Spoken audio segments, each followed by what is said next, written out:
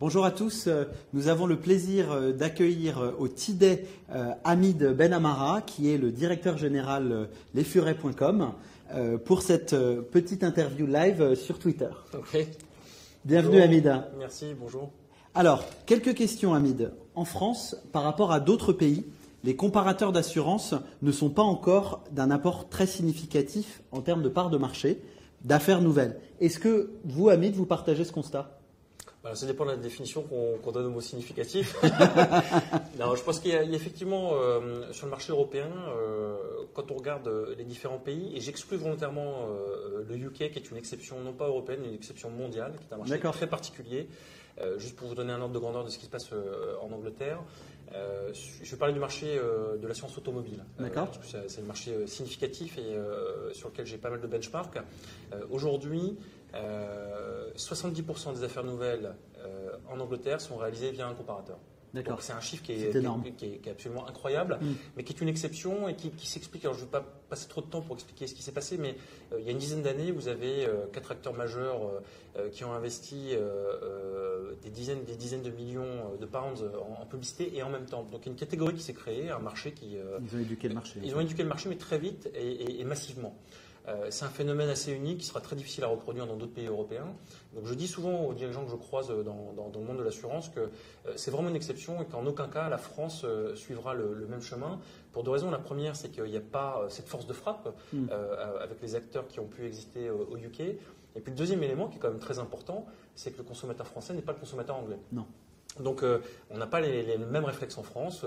Un Anglais, vous lui dites, vous switchez pour 10 pounds d'économie, il va le faire. Il y a une culture de l'économie du savings qui est très spécifique à ce pays. Donc j'exclus l'Angleterre de l'analyse. Et quand on regarde d'autres pays qui sont plus proches de nous, et je pense notamment à l'Italie, à l'Allemagne, à l'Espagne, à la Hollande, on a des parts de marché des comparateurs qui oscillent entre 15 et 23%. En France, aujourd'hui, on a 9% pour les comparateurs. Sachant que, hormis l'acteur historique qui a été créé en 2000, qui était quasiment en situation d'oligopole, j'ai envie de dire, c'est relativement récent, la présence de plusieurs acteurs de taille importante, et il y a 4 ans d'ancienneté véritablement. Donc 4 ans sur un marché aussi jeune, avec aussi une particularité du marché français, qui est la structuration du marché français, la structuration de la distribution.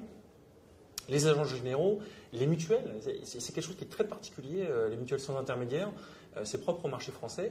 Et puis un environnement législatif qui, jusqu'au 1er janvier 2015, créait une forme de barrière au switch qui freinait le développement d'un comportement de changement pour le consommateur français. Donc quand on réunit tous ces éléments, la photo, c'est 9% de part de marché, ce qui représente pas loin de 600 000 affaires nouvelles en auto. C'est pour ça que je parle de significatif, c'est quoi la définition ? Je pense que si on veut voir aujourd'hui certains assurants, on leur dit est-ce que vous voulez 600 000 affaires nouvelles ? Je pense que plus d'un serait très content. Donc 9%, 600 000 affaires nouvelles, et puis une structuration de marché qui est encore très spécifique avec les agents généraux et les mutuelles. Donc quel sera l'avenir ? Ça c'est un autre débat. Ce qu'on sait, c'est que quand je regarde et je compare avec d'autres pays européens qui sont passés par les mêmes phases, notamment l'Italie, qui présente quelques similitudes avec le marché français en termes de distribution. Le taux, la part de marché est plus proche des 20% que les 10%. Donc ça veut dire qu'il y a probablement une marge de manœuvre, et 20% est, je pense, un objectif. Bon, l'échéance temps est toujours difficile à déterminer, mais on peut dire que dans 5 ans, la part de marché des comparateurs progressera pour se rapprocher de celle des voisins européens. Voilà, alors j'allais vous poser la question de la progression du marché. Oui. Vous pensez qu'on pourra arriver aux alentours de 20% dans les années qui viennent, si vous aviez un pari à faire par rapport au marché des comparateurs en France ? Alors, c'est toujours difficile de faire un pronostic parce que il y a toujours des facteurs exogènes qui peuvent influencer la croissance, je pense, en tout cas, il y a des certitudes. La première, c'est que la loi Hamon, qui est entrée en vigueur le 1er janvier 2015, commence à modifier. D'ailleurs, la première année, il y a eu un impact très fort et elle va s'installer durablement dans le quotidien des Français. C'est-à-dire que la majorité des gens ont entendu parler de cette loi, mais pour autant, ils ne sont pas encore passés à l'action.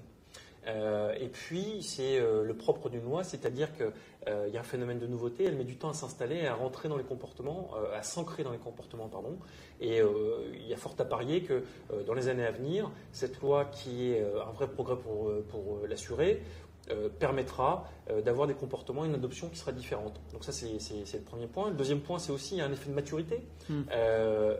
Éduquer le marché, expliquer les nouveautés aux consommateurs, ça prend du temps.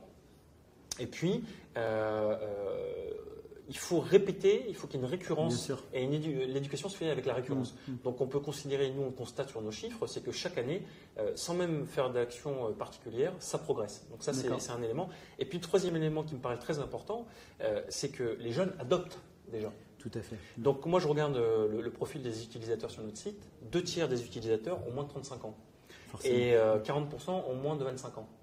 Donc c'est une génération qui a déjà intégré dans son quotidien le réflexe web et des comparateurs en matière d'assurance. Donc c'est quelque chose qui... Et cette génération-là, dans 10 ans, elle continuera à utiliser parce qu'elle aura grandi avec.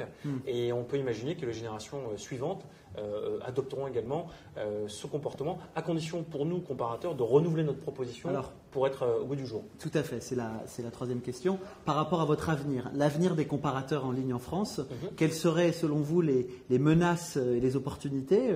On parle beaucoup des GAFA, de la ubérisation, etc. Comment vous voyez dans ce secteur en termes de menaces et en termes d'opportunités? Je préfère parler des opportunités d'abord. Non, en tant que dirigeant, je suis obligé de regarder les menaces. Les menaces, je suis assez réservé parce que, pour mémoire, et peut-être que certaines personnes qui nous écoutent ne le savent pas, Google a fait une tentative dans la comparaison d'assurance. C'était en juillet 2014, de mémoire, et leur comparateur a été mis en place et été live en juillet 2014, et ils sont sortis de cette activité en septembre 2014, 3 mois après. La raison ? La raison, alors officiellement, elle n'a jamais été vraiment très claire, mais je pense qu'il y a plusieurs raisons. La première, c'est que c'est complexe d'être un comparateur en matière d'assurance. C'est un métier, ça requiert une vraie expertise à la fois technique, technologique, un savoir-faire marketing. Bien sûr. Et puis, c'est un modèle économique qu'il faut savoir tenir. Et je pense que Google s'est aperçu que entre AdWords, qui est une machine à cash absolument incroyable, mais qui offre un vrai service à valeur ajoutée, et la comparaison d'assurance, il y a quand même un gap. Et la compétitivité du modèle économique n'est pas la même. Et au-delà de ça, je pense que la complexité technique et à nouveau technologique, parce que beaucoup de gens ont l'impression que c'est simple, il suffit de comparer, on branche de tuyaux, puis c'est fait. C'est plus technique que ça. C'est plus technique, c'est compliqué, puis il faut de l'accompagnement aussi. Nous, on n'est pas dans une relation client-fournisseur avec les assureurs qui sont sur notre panel, c'est une relation de partenariat. Il faut les aider à dompter ce canal de distribution, qui, je le rappelle, est un canal de distribution puissant. Et il faut l'apprivoiser, ce canal. Je veux dire, faire travailler un call center avec un flux web, ça paraît simple, mais c'est assez complexe si on veut être performant et atteindre les objectifs économiques qu'on se fixe quand on intègre un comparateur. Donc ça crée des barrières à l'entrée pour un certain nombre d'acteurs. Voilà. Alors donc c'est la partie menace. Sur la partie opportunité, je pense qu'il y a des opportunités assez importantes. La première, c'est que on a l'avantage, notre proposition est unique, en ce sens que on est un peu comme un hypermarché de l'assurance, c'est-à-dire qu'en un lieu unique, vous allez trouver une multitude d'offres. Ensuite, on a la capacité, en très peu de temps, finalement en 5 minutes montre en main, de pouvoir comparer, choisir et maintenant acheter, ce qu'on propose chez lesfurets.com et non le seul à le faire, acheter votre assurance. Donc ce qui est quand même une proposition à forte valeur ajoutée. Et puis, on a cette capacité via la technologie à simplifier un sujet qui est complexe. Bien sûr. Donc, ce sont des éléments dans notre proposition de valeur qui sont forts et il n'y a aucune raison que dans le temps, ils ne persistent pas. L'enjeu pour nous, il est de continuer à éduquer ce marché, d'améliorer l'expérience utilisateur en mettant toujours l'accent sur le prix parce que c'est ce que souhaitent. C'est pas nous qui le souhaitons, ce que souhaitent les utilisateurs. Et puis, d'un point de vue juridique, on est tenu de le faire. Le classement par défaut, c'est le classement par prix. C'est pas une invention des furets, c'est la loi qui nous l'impose.